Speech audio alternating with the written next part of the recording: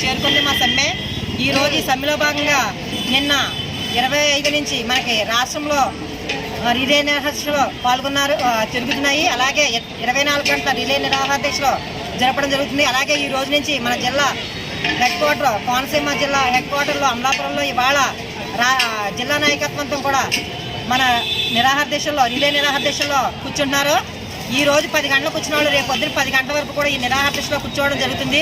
అలాగే అంగన్వాడీ టీచర్స్ పట్ల జనాలకి చెడు అభిప్రాయం కలిగించడానికి ప్రభుత్వం రకరకాలుగా ప్రయత్నాలు చేస్తుంది. అందులో భాగంగానే వీళ్ళ 10వ తరగతి చదివారు, వీళ్ళకి ఏవచ్చు ఏంటి అని అడుగుతున్నారు. 10వ తరగతి చదివినా మేము 7వ తరగతి చదివినా కానీ మా వస్తు చూస్తే మీరు అందరూ కూడా అర్థమవుతుంది. మొన్న మా మండలంలో ఎండిఓ గారు అన్నారు, మీరు ఇన్ని రకాల యాప్స్ చేస్తున్నారా, ఎంత యాప్ వర్క్ ఉంటుందా మీకు అని అడుగుతున్నారు. అంటే ఒక రోజు వెళ్ళి చేస్తేనే కదా ఎవరికైనా చేస్తుంది. పైకి చూస్తే కోడిగుడ్లు తినేస్తున్నారు, అవి తినేస్తారు, ఇది తినేస్తారు అని చెప్పి ఒక టాకు. ఇది ఆన్లైన్ వచ్చాక ఎవరు కూడా తినేయడానికి చేయడానికి ఇందులో ఏం లేదండి. అది ప్రభుత్వానికి తెలుసు. ప్రభుత్వం ఎందుకని పెట్టింది ఆన్లైన్ సిస్టమ్, ఎవరికే లబ్ధిదారులకు ఎవరికి జరిగింది వాళ్ళకి వెళ్ళాలనేసే వాళ్ళకి అందజేయాలనే ఈ యాప్ని పెట్టింది. అలాంటప్పుడు ఇంకా తినేసే ప్రసక్తి అనేది ఎక్కడ ఉంటుంది. ఇది చాలా చెడుగా ప్రచారం చేసే అభిప్రాయం తప్ప అంతకు మించి ఏం లేదు. మేము 14 రకాల యాప్లతోటి సెల్లో మేము అప్లోడ్ చేస్తున్నాము. ఆ అప్లోడ్ చేసినవన్నీ కూడా పైకి వెళ్తూ ఉంటాయి.